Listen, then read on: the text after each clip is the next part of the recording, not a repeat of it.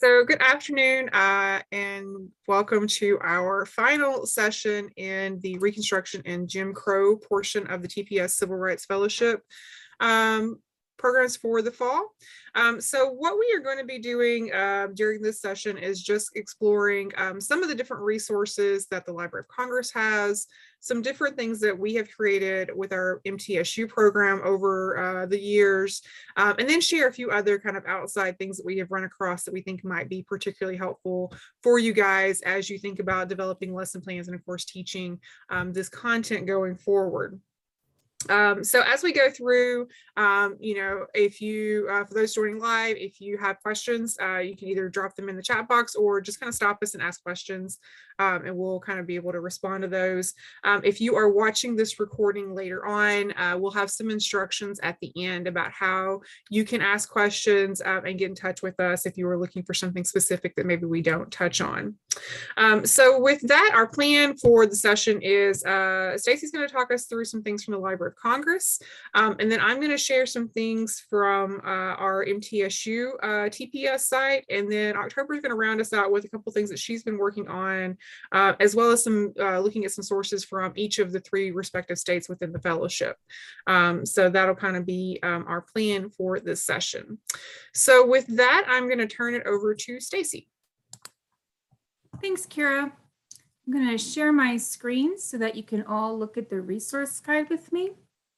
And just to review, right now it's housed under what's new on our TPS-MTSU website. So you can see it right here, themed guide. And its permanent home is with our other themed guides under tools for educators. So if you click on that, it's going to be, these are in alphabetical order by the title. So it's under Reconstruction and Jim Crow. So that's where we are. And I am going to basically, the Library of Congress, of course, has tons of collections, presentations, research guides, and just a lot of different types of combinations of primary sources and secondary support material. And it can be overwhelming, it can be kind of confusing, it can be kind of hard to navigate. And so the purpose of this guide is to bring all that to you in 1/100th of the time. And so I'm just gonna go through. This has been annotated. As you can see, I've written little notes about what each of these different items basically offers to help you narrow down what you think you're looking for. But I am going to talk a bit more about a few of them and show you some examples of primary sources that you can find there and easier ways to navigate it. Now we're narrowing in on, of course, Reconstruction and Jim Crow periods. And so while some of these collections cover much wider time periods than that, they were chosen because they also have resources that are very valuable for those particular time periods. And so it's roughly from the end of the Civil War to about 1920, 1930. That's the time period that I was honing in on. So I haven't included anything that's specific to like the Great Depression and afterwards. Even though there's tons of great material on the African-American experience in America at that time. But I just kind of stopped it around 1930. So you can see that on the first page, we start off with the online, so the already digitized primary source collections at the Library of Congress. And hey, Stacey, so, if you would you yes, make your screen just a little bit larger? Yes, I will, yeah. Absolutely. How is that? Yeah, that's better. Okay. Right. Thank you. And yes, please feel free to let me know while I'm talking if you have any questions. So first of all, I have some highlighted ones in this little highlights box. And the very first one is African American Perspectives, materials selected from the Rare Book Collection. Now these are in order. They're not in order of like my favorite to my least favorite or the most valuable to the least valuable. They're just kind of in randomized order, which is why I separated out some that are a bit more useful in general for the highlights boxes. So this is a lot of rare books. So it's more text heavy, and it has a lot of archaic language, but it has some really wonderful pieces from this time period. And you can see that on the little annotation here, it says, see helpful African American timeline 1850 to 1925 feature for context. So you can either click on that, or I'll show you where I got it, because in all of these collections, there's a lot of useful stuff under the articles and essays tab. So over here is the menu for all the different things. And these are really great, feasible kind of secondary sources for research purposes. If your students need to cite really credible sources for research papers, for example, all these articles and essays in all of the collections are really good places to find that kind of information, instead of just going to like generic encyclopedia sites online, for example. So if you go to the African American timeline, you can see it has different sections on here. And for example, if you go to this one right here, it gives you like some major political events and institutional events of the African American institution building during this time period, and also different kind of legal precedents for different kinds of Jim Crow laws and things like that. And it also indicates for every single year how many reported lynchings that there were.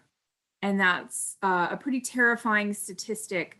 But this is also what Ida B. Wells was doing, and a lot of her work is in this collection too.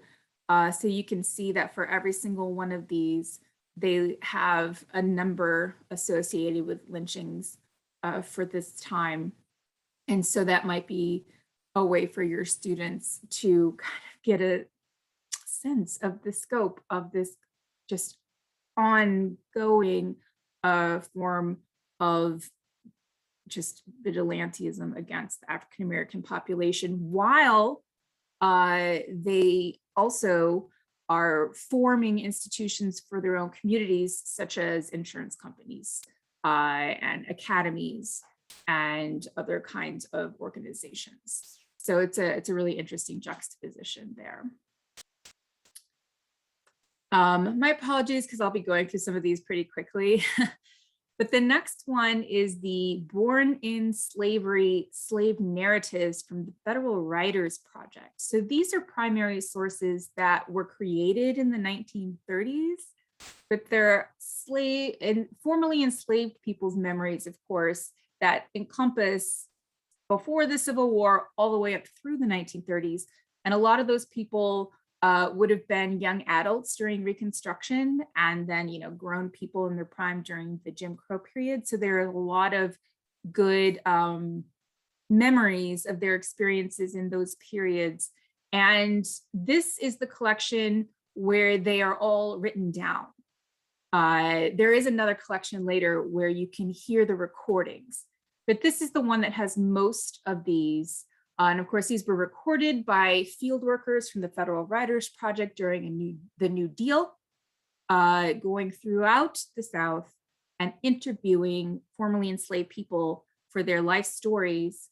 And this has a lot of really great support material in the articles and essays section. It has a note on the language, because a lot of the language is vernacular, and it presents some problems for students reading, not just in terms of like understanding what they're saying, but in terms of what does it mean when mostly white writers are recording what they consider to be Black dialect in a way that can perpetuate racial stereotypes that are negative.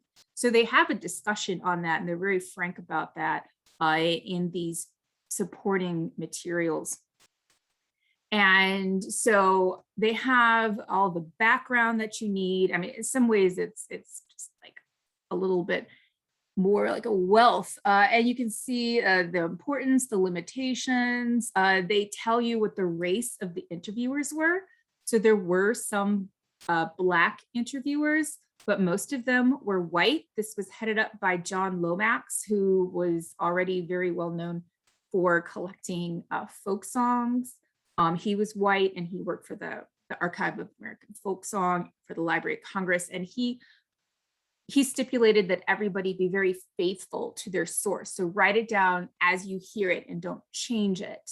And so he didn't think that it was going to make that much of a difference for white interviewers to be interviewing Black interviewees, even though there was some evidence coming in that no, actually you get slightly different stories when you have Black interviewers. So they talk about that in some of these materials. And also, if you want highlights, there's the voices and faces. So you can look at some of these for like quick examples to share with your students. And yeah, I'll just, there's so much there I could really go into it, but I'm gonna back out of that because that one you can find and explore on your own. So the next one is printed ephemera. And ephemera is a word that a lot of your students probably are not familiar with, but it means just things that are not meant to last. So in our daily lives, it'd be like receipts that you get from the store, flyers that you get in the mail. And so when you save these things, they become really important primary sources for snapshots of, what's going on in society. And so one thing about this very general, very large collection is if you, it also has, it has a lot of African-American resources, but one of the kinds is the runaway slave ads. So if you search runaway slave, you'll get a lot of those types of sources. So for example, if you click on this one, oh, come on. They're always fixing tires on the Library of Congress website. Okay, here we go. And what I like is the level of detail that's included in some of these. So here we have, ran away from the subscriber on the night of the 2nd instant, a Negro man who calls himself Henry May, about 22 years old, 5 feet 6 or 8 inches high, ordinary color, rather chunky built, bushy head, and has it divided mostly on one side, talking about his hair, and keeps it very nicely combed, has been raised in the house and is a first-rate dining room servant and was in a tavern in Louisville for 18 months. I expect he is now in Louisville, trying to make his escape to a free state, in all probability to Cincinnati, Ohio. Perhaps he may try to get employment on a steamboat. He is a good cook and is handy in any capacity as a house servant. Had on, when he left, a dark cassinet coatee and dark striped cassinet pantaloons. New. He had other clothing. And I just think it's very interesting sometimes how these people are described. And this one just says he's an ordinary color, but other ones get really detailed about the skin color because there's a lot of variation, of course, with people's skin colors of any race. So it's, if you're looking for those types of sources, this is going to be the collection where you're going to find the best ones, I think. And then we're still in the highlights box, Frederick Douglass papers. I think that kind of goes without saying. One thing I will unfortunately say is that most of these do not seem to be transcribed yet, which means that your students might not be able to read the handwriting, although I read a couple of them. The diary is very hard to read because, of course, when you're writing a diary for yourself, you may not be trying to make it as legible. But when I read, for instance, a letter that he wrote to William Lloyd Garrison or one of these other ones, it was easier to read. But again, when you're looking for things that are transcribed or not, what you want to look for is whether or not there's a PDF down here in one of the download options. And that's just not really the case, unfortunately, with a lot of these.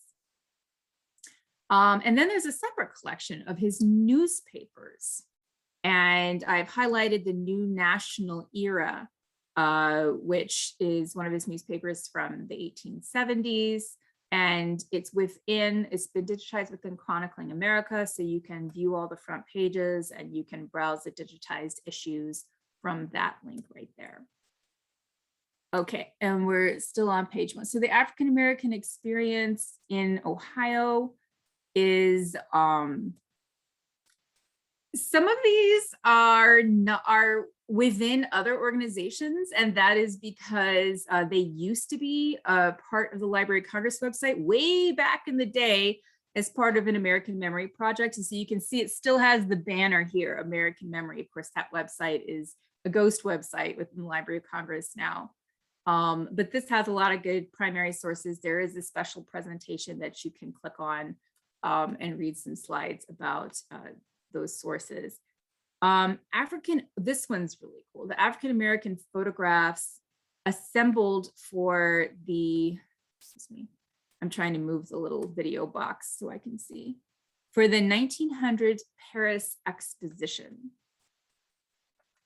So this is something that was spearheaded by W.B. Du Bois, trying to show all the advancements that African Americans had made, showing them off to the world within a sympathetic audience, because this is 1900 in Paris, which was, not completely egalitarian, but much more sympathetic to African American advancement than the Jim Crow atmosphere in the United States.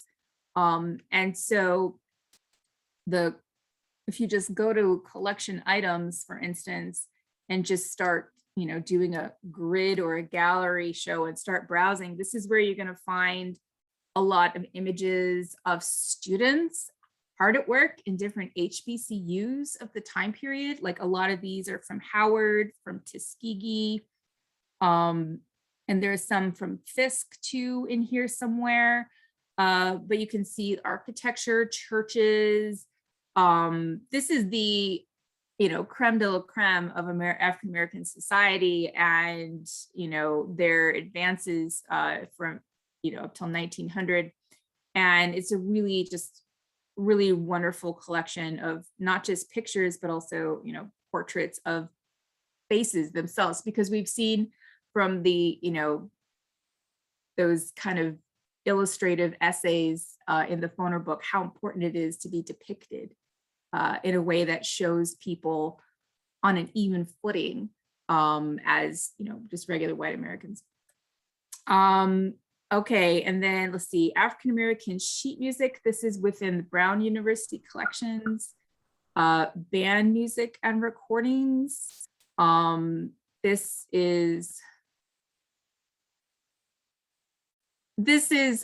comes with a disclaimer, of course, because when you're playing some of these old songs, it has some racial stereotypes and some, other kind of issues with vernacular language. So they do have a disclaimer about that, but some really fun tunes and showing kind of more popular culture side.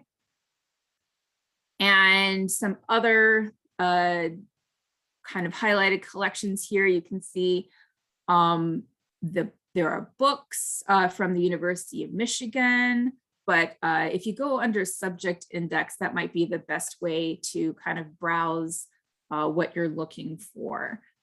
It's not quite, unless you know specifically what you're looking for, and then you can put it in the search box.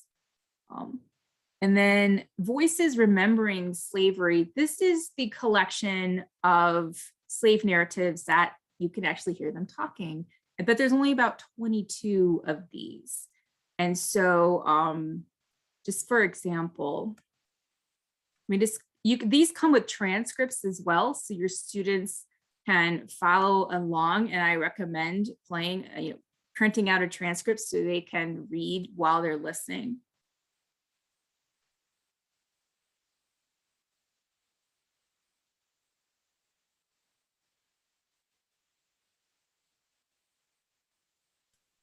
Stacey, we're not getting any of the audio.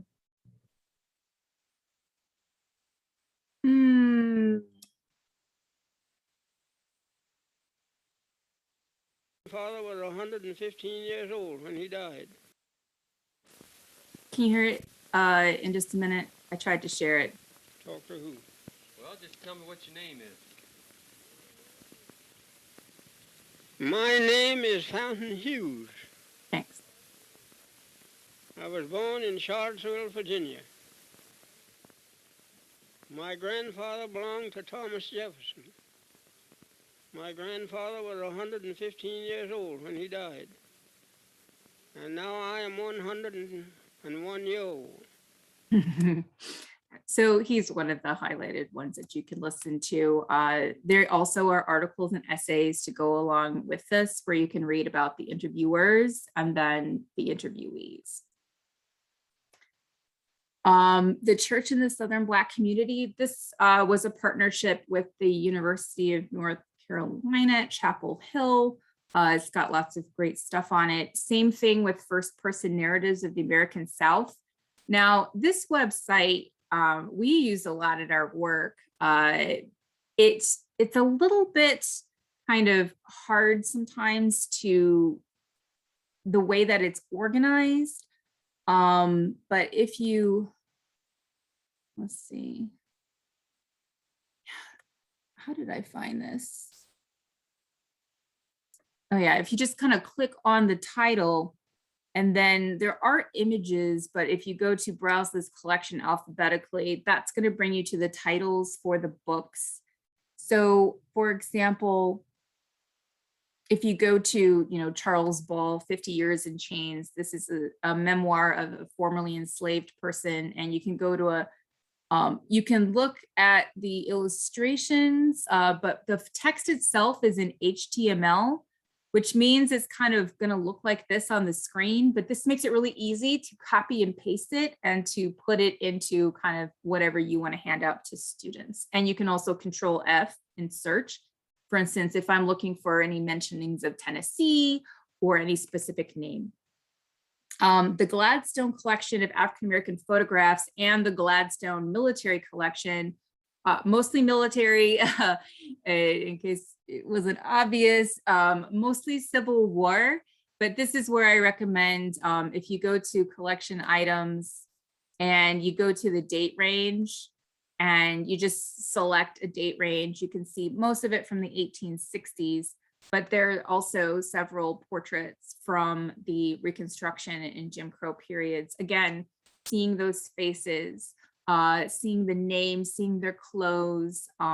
It's a very powerful visual way of demonstrating African-American just presence as Americans at this time. And this one has a timeline as well. And then, so those are online collections, but exhibitions are wonderful because they give you, here's a selected primary source, and here's a nice little blurb explaining how it is, what it is and how it fits in. And so I love the exhibitions. These are fantastic. These are 4 of the ones that we use all the time. African-American Odyssey, African-American Mosaic, the Brown versus Board, and the NAACP one. But these all have tabs that kind of zoom in on the Reconstruction and Jim Crow periods. So you can click on them in the annotated sections, but you can also see that they're in the little table of contents for each of these. So for example, Reconstruction and its aftermath. And here it is going through these.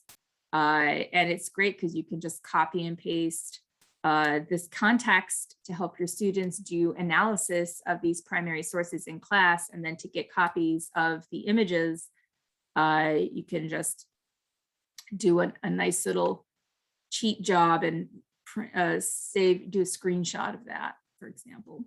And there's just there's Jubilee singers that we've already learned about. Of course, the church, and then, Booker T. Washington era, World War I, and post-war society being the early 20th century, and also very important for our time period. So that one, they're all just really great.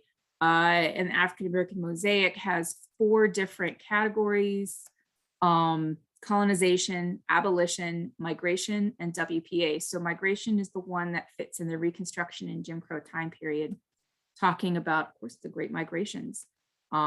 using maps as tools. And then it kind of focuses in on Western migration, Nicodemus, Kansas, of course, where you get the Exodusters story, and Chicago, where it's just going a bit more in depth with that story. So that's also great for talking about like how cities grow and urbanization and other kinds of questions like that. Chris Brown versus Ward and NAACP. I would just show you all of these, but I gotta hurry up. Other resources. So this is where we get kind of a miscellaneous of other kinds of things. A lot of resource guides. So for example, you know, Zora Neale Hurston, resource guides look like this. And you can see there's a little menu on the left. If you go, you can see the digital collections and the related online resources. So that's where you get your online materials. And these are annotated very well on each of these research guides because they're meant for researchers, right? You should be able to kind of be pushed in the right direction that way by clicking on those. Some of these are more music focused. So they have little notes about, you know, some of them are kind of pointing you to things that are not necessarily online, which is why it's always good to look for that online resources page. And then they tell you, okay, well, here are all the digital collections, talking about Black composers and songwriters. Here are the blog posts. Here are the performances. Here are lectures and interviews, articles and essays, and online exhibits. So it's pretty much a one-stop shop. And you can see one for jazz research. Then we have a couple, actually 4 topics in chronicling America. We have the Jack Johnson versus James Jeffries boxing match of 1910. And I got my facts a little bit wrong in this annotation. It's not his achievement in 1915 as the first African-American to win the World Heavyweight Championship. He won that in 1910 for this match, and he held it on to it until 1915. And of course, his winning against a white man in this boxing match led to riots, of course. And so you can read about the race riots that came out of this through selected articles in Chronicling America. This is the best way to use Chronicling America because they've already searched and found the most interesting articles for you. Same thing for a New York City race riot. That's from 1900. Pullman Porters and Ragtime. And I know that this was a whole lot and I'm running out of time, but there was one more thing that I wanted to tell you about.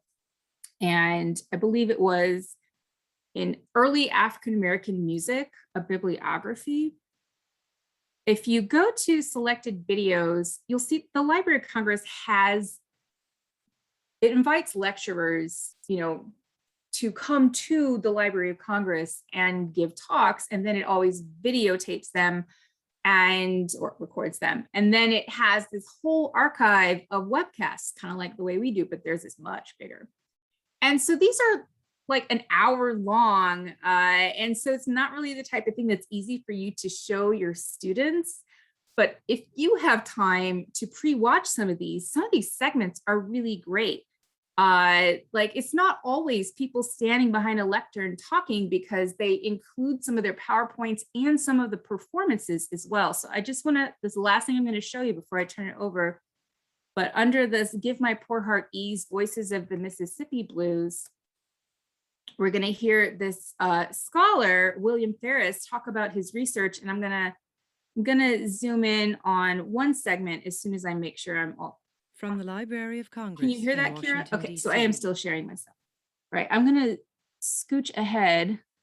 Now, if it takes forever to actually load it, then we'll just forget about it because you never know. But just an example of the types of things. With Annie Ruth and Lewis Dodson. Mr. Dodson created a one strand on the wall, which is an instrument that is connected to one strand instruments in Africa and the Afro-Caribbean worlds, the berimbau in Brazil.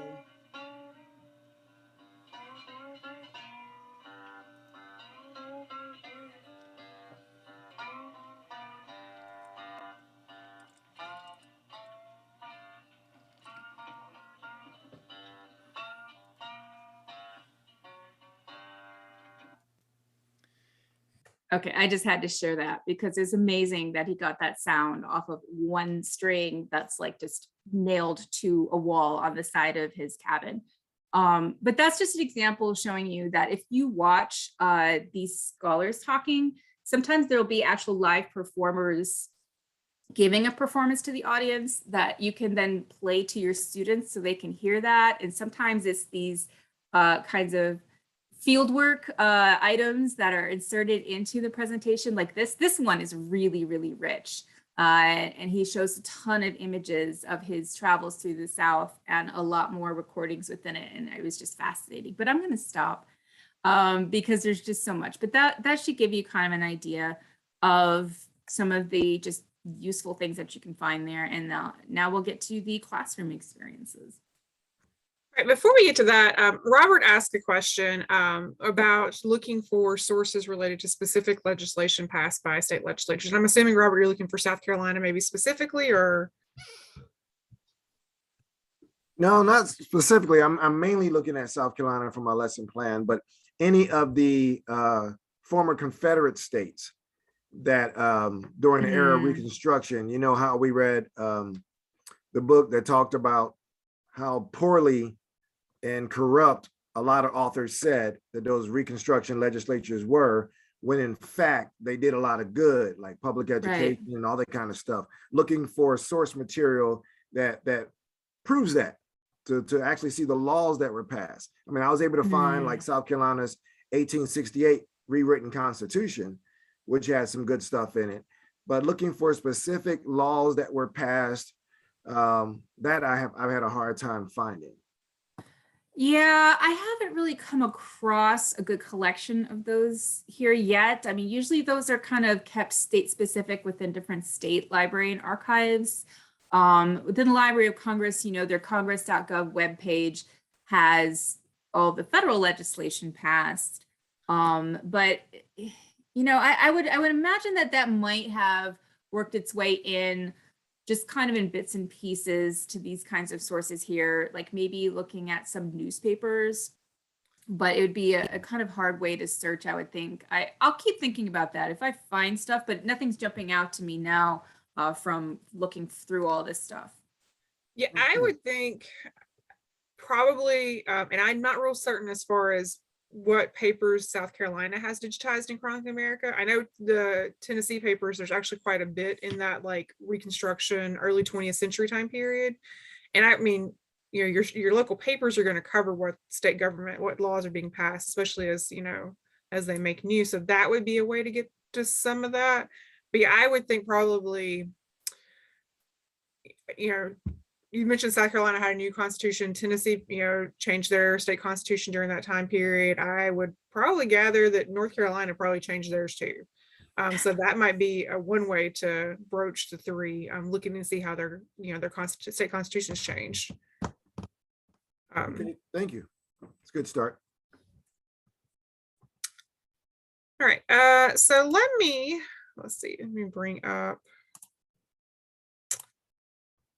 All right, so kind of picking up where Stacy left off, and let me make this just a tad bit bigger. No, wait.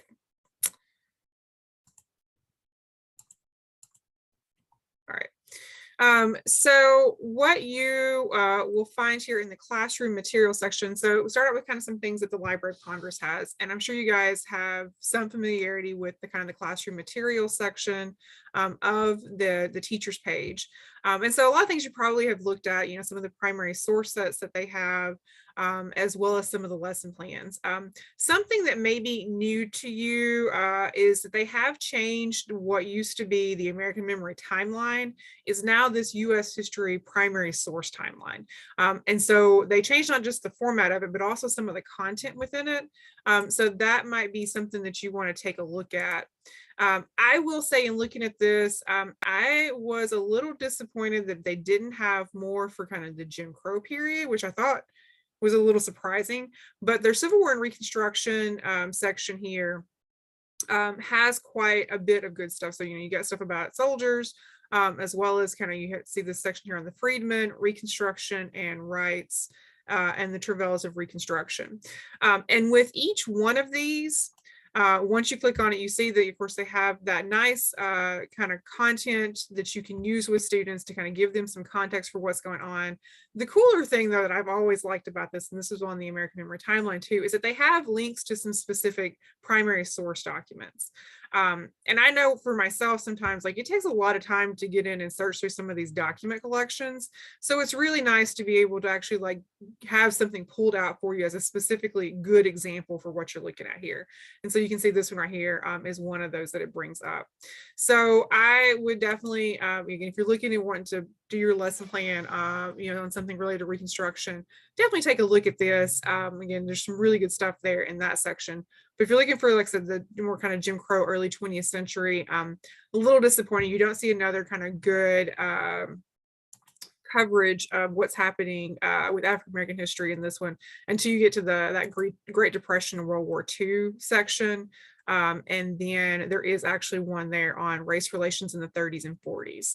And so you can kind of get some information there that will kind of take you a little bit past what was happening in the first part of the 20th century. With the lesson plans, so my thought on these lesson plans from the Library of Congress has always been that they think you have a lot more time to teach things than you do. And so but I think that what these can be really useful for is looking at them for some of the resources that they include in the lesson plans. And of course, you can borrow some of the primary sources that they're including. You'll see that within it, of course, they link out to some different collections, student resources, things like that. So as far as that goes with the lesson plans the Library of Congress has, I definitely think that is really, really useful. But as their lesson plans are written, usually like they're, up to a week. And I usually that's just too long for most people to be able to really concentrate on kind of one piece, having to get through all of your different standards and content. But again, links to some really great primary sources within those lesson plans. So I would encourage you to take a look at those. Now, for the things that we've created on our TPS-MTSU site, we have quite a bit because, of course, over the years, we did a number of workshops and things on the Civil War, and then we kind of progressed into Reconstruction and kind of moved that forward each year, looking at kind of bringing our timeline a little bit forward. And so as we were doing that, we created quite a bit of material. And so Stacy, as she was putting this together, kind of highlighted 4 highlights.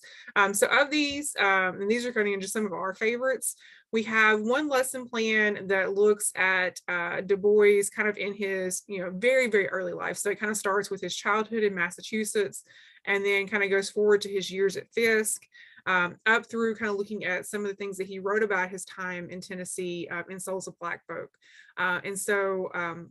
And if you're interested in kind of the early formations of public education during this time period, there's some good links to some different resources in this lesson plan that might be of interest to you, because that's something that is kind of touched on. And there's a PowerPoint that goes with that lesson plan that's got some really good kind of historical notes in it, because this is actually one that I wrote for a conference presentation that we did several years ago.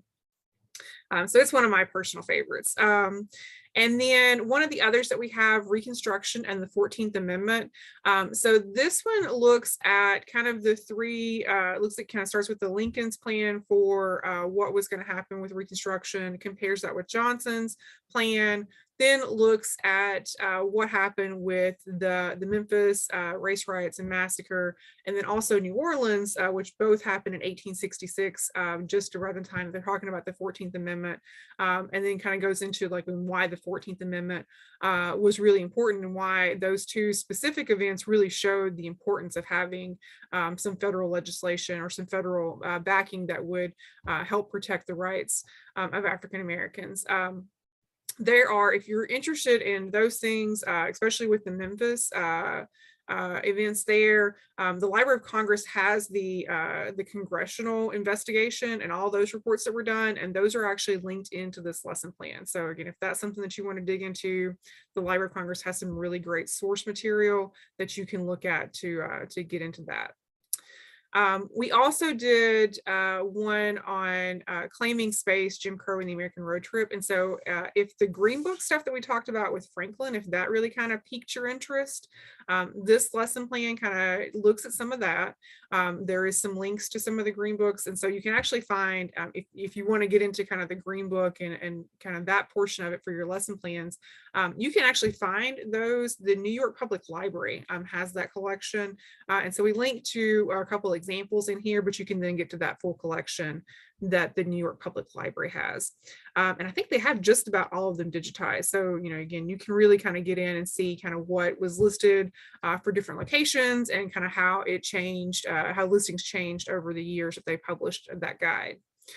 So that lesson plan, and it's got some other good sources again, thinking about, I think including maybe use either this map or one similar to it, again, thinking about kind of where, concentrations of people are at and how that changes over time too.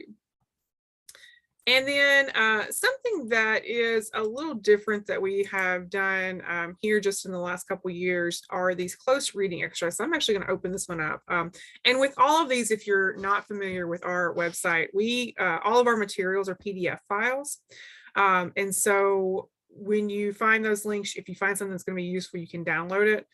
So that's kind of how they will pop up. So the close reading exercises, we have been going through and trying to take different text, pull out some excerpts and really kind of give you some supports for using these text sources with your students. And some of them are formatted, some slight variations in kind of exactly what's there, but generally, again, you have a text excerpt and some really good annotations and context for them. So with this one, we're looking at Ida B. Wells, and this is an excerpt from A Red Record.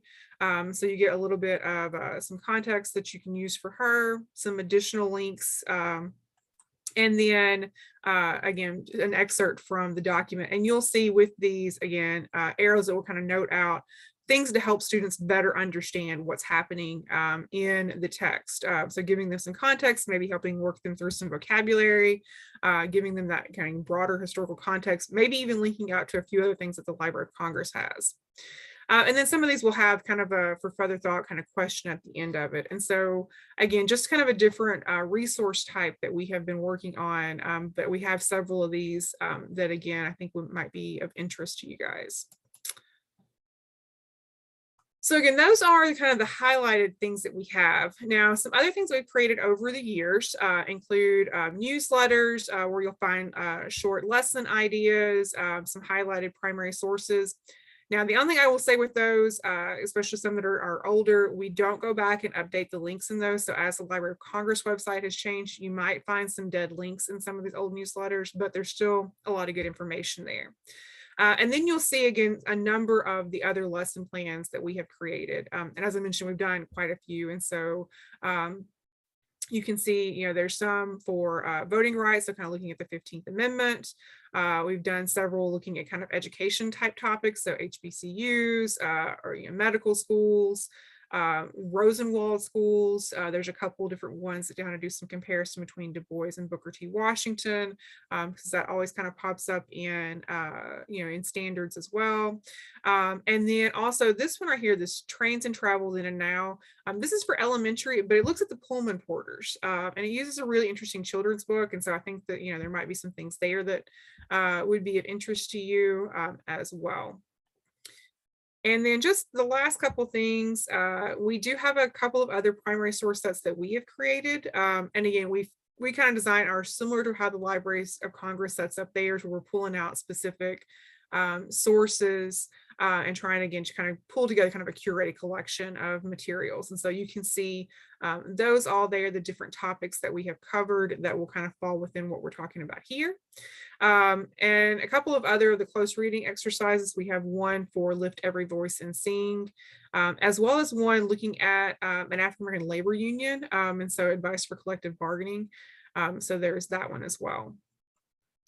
And then a couple of kind of content essays that we have, again, if you're looking for things to provide more kind of background for either you or students, we have one on Marcus Garvey, we have a reconstruction, and this reconstruction vocabulary list specifically, I've always thought has really can be very helpful.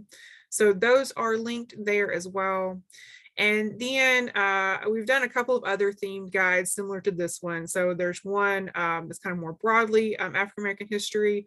And then a program that we did last spring, we were watching the docuseries Amend the Fight for America that is on Netflix. And so we did a couple of guides to go along with those. And so we've included 2 of the 3 that we did here. We did one for the 3rd episode that gets into the civil rights movement as well. So again, there's a lot of different stuff that we have there. And, I encourage you to take a look at it, borrow from some of the sources that we use in some of our lesson plans. And again, hopefully some of that will be useful for you. So I'm going to turn things over to October. Hi, y'all. I'm going to go ahead and share my screen. So today I'm going to be talking to you guys about 2 separate but kind of equal things. The first one is the primary source set that we made at TPS-MTSU for the Forever Free book that we read this semester. So it's here on the What's New under primary source set Forever Free.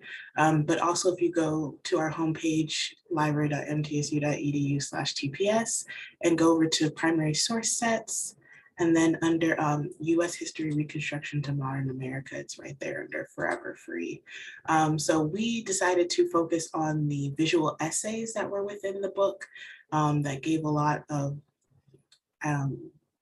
newspaper clippings and photographs and cartoons and all this kind of overall theme of imagery and portrayal of African Americans during Reconstruction and how important that was, how it was exaggerated, and then how African American communities and newspapers try to show a more true likeness of themselves through photography, realistic comics, magazines, that kind of thing. So we pulled some of the primary sources that were from these visual essays or related to these visual essays that you can use in your classes to talk about the portrayal of African Americans during Jim Crow and how much that mattered. So that's here for y'all to use within your classes, and some of them have investigative questions and comparison and contrasting activities that you can do with your students. This is my favorite one because it really challenged me on how I think about cowboys, because there were Black cowboys, and what does that mean, and why do you not see that in standard American portrayal of cowboys? So yeah, these are there for you. And then we also have this last page about teaching lynching, because there were some photographs in that visual essay that we thought would just be a little traumatizing for students, because lynching is a traumatizing subject. So we have some alternative ideas on this last page, page 9, for teaching lynching without necessarily showing such violent imagery. So that is the first thing I wanted to show you guys. Then the other thing that I wanted to show you was trying to go state by state, North Carolina, South Carolina, and Tennessee, for resources outside of the Library of Congress that you can use to talk about Reconstruction in your classrooms. So the first one, I'm going to start with North Carolina. So the first one is this Omeka database, Civil War era in North Carolina. And this one has really cool primary sources. If you go to collections and then click on post-war, they also have things from before the Civil War and during the Civil War.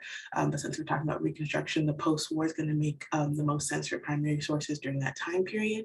It has actually a lot of collections of amnesty petitions from Confederate generals who were applying for amnesty during their crimes during the Civil War. So that would be a really interesting primary source way to teach about how these Confederate generals were trying to justify the things they did in betraying the nation, and it does tell you if they got amnesty and how. So it does a lot of detailed background onto who applied, and also gives you the actual application for amnesty itself. It is written, it is written in handwriting, so that might be a little difficult, but I thought it was still a cool resource nonetheless.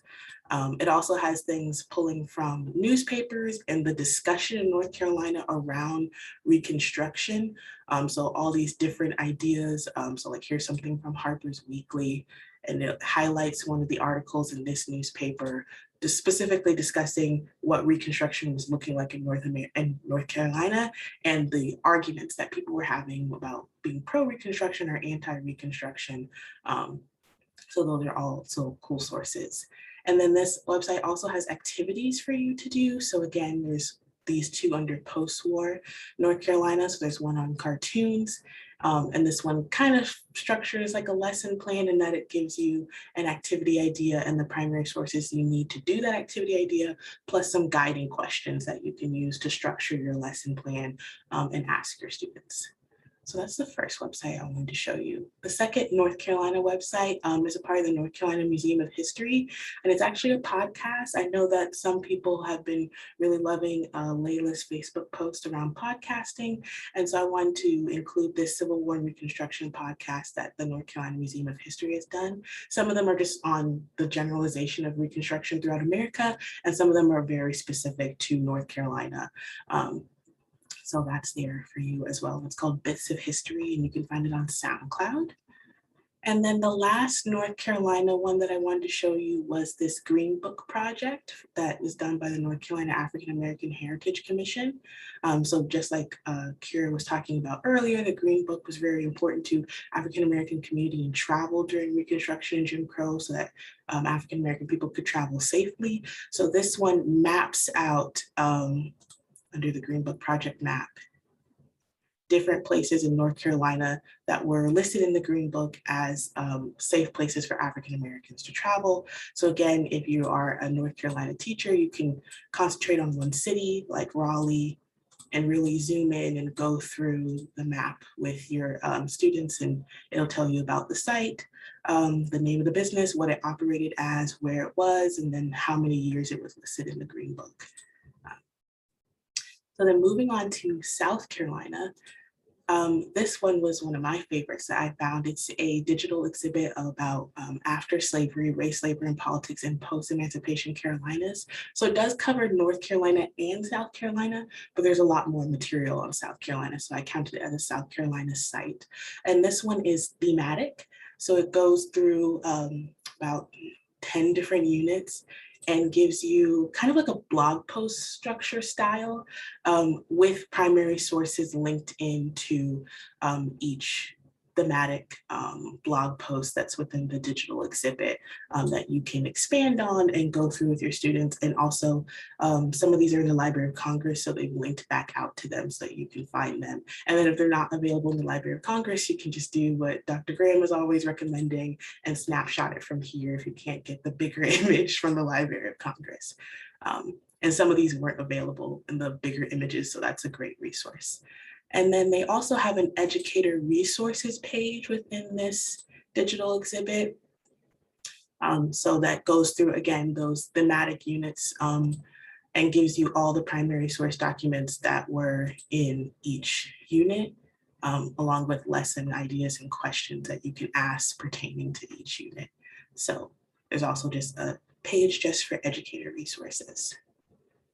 The second North Carolina site is through the South Carolina State Museum. They actually digitized one of their old exhibits that are no longer up about South Carolina and the Reconstruction. So it's a virtual 360 room.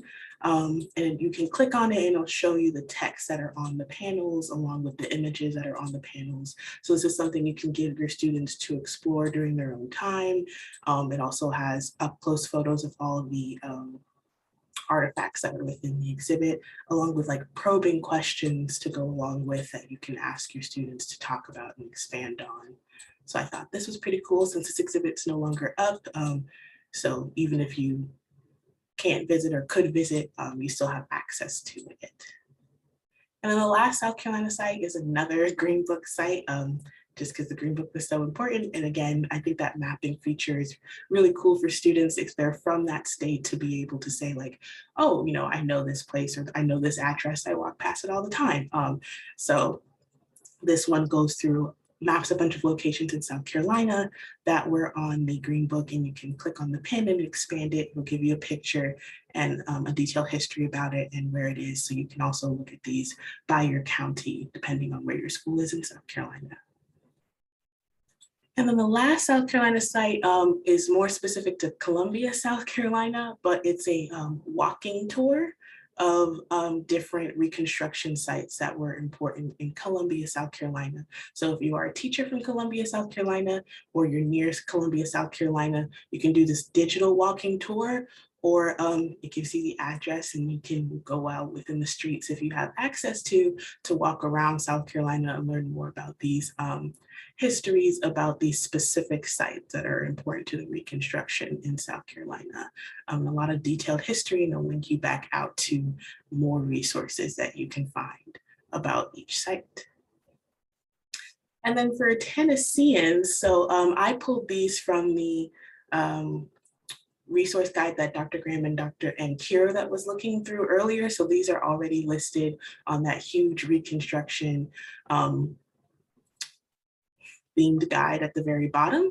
But two that I just wanted to highlight from that list were this Trials, Triumphs, and Transformations digital exhibit. This is also a thematic exhibit.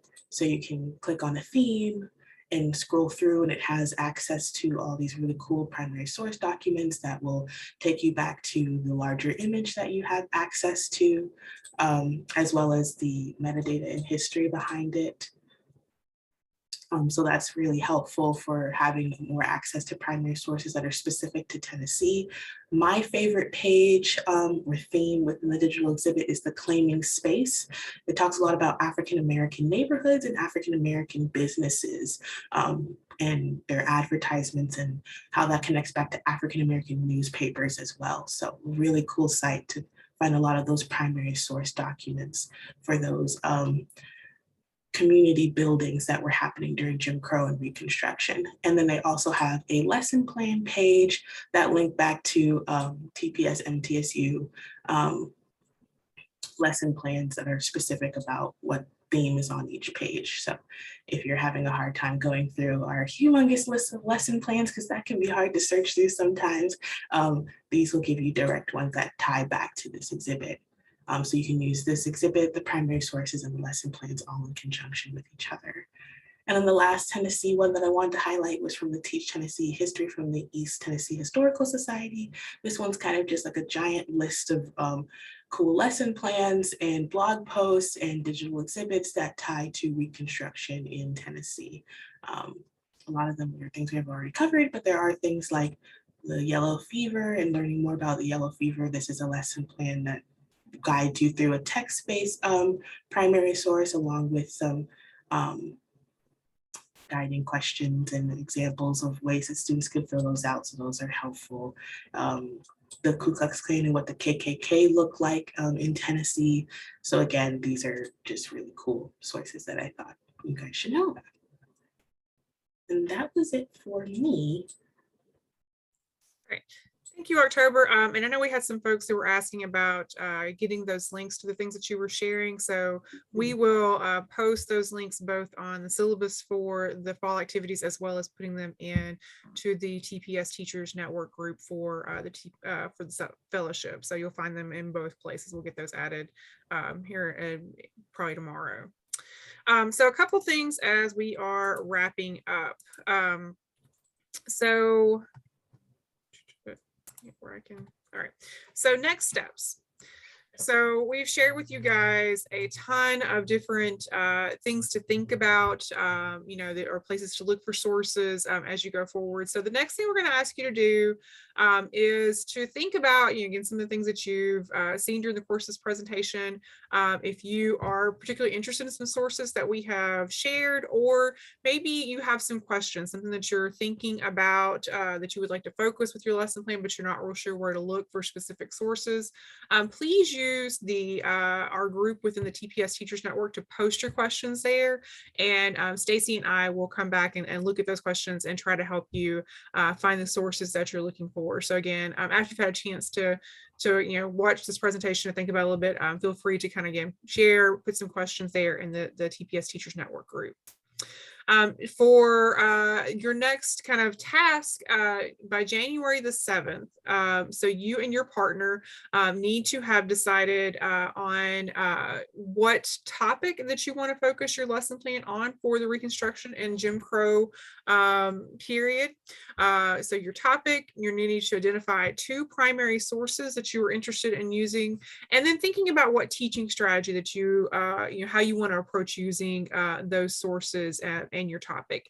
And if you would just post a short, you know, video to Flipgrid to kind of share with us what those are. And we would like for you guys to have a chance to see what everyone is doing and to respond to a couple of those. So again, if you have ideas, maybe you've run across a really cool source that you think might be beneficial to one of your colleagues, feel free to share that in the responses there. So we'll give you guys some time to do that. And then by January the 28th, you need to have completed your lesson plan and posted that to the TPS Teachers Network, just like we did for the ones that we did for the slavery section. So again, using the same format, the same guide that we have as far as the lesson plan formatting, and posting those just like you did for that session. So you will post those by January the 28th. And once everyone has posted, or once you and your partner have posted your lesson plan, that is when you will be eligible for your stipend for this portion of the TPS Civil Rights Fellowship.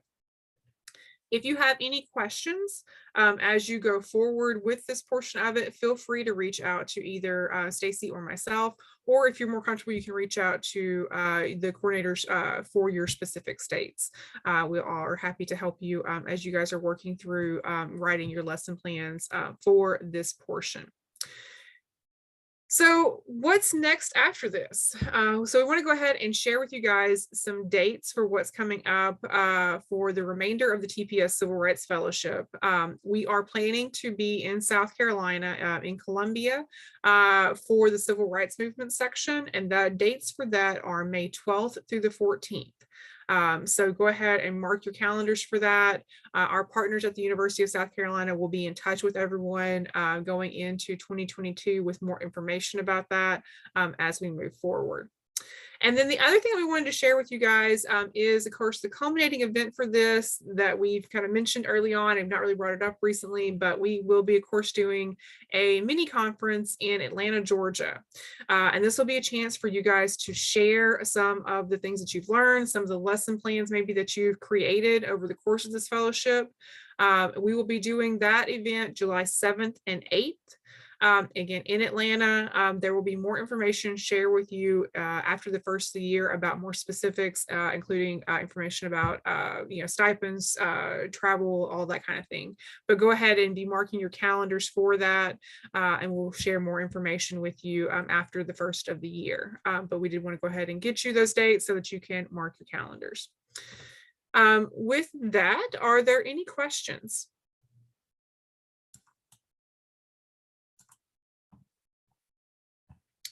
Well, I want to thank you guys so much for your time. And again, feel free to reach out to us if you have questions as we go forward into the lesson plan writing of this. Because again, there's a lot of great topics that you could explore, a lot of different directions you can go. And so we are happy to be a sounding board and to help you find sources as you go forward. So I'm going to stop our recording. And then if our folks who are live have questions, we'll be happy to address those.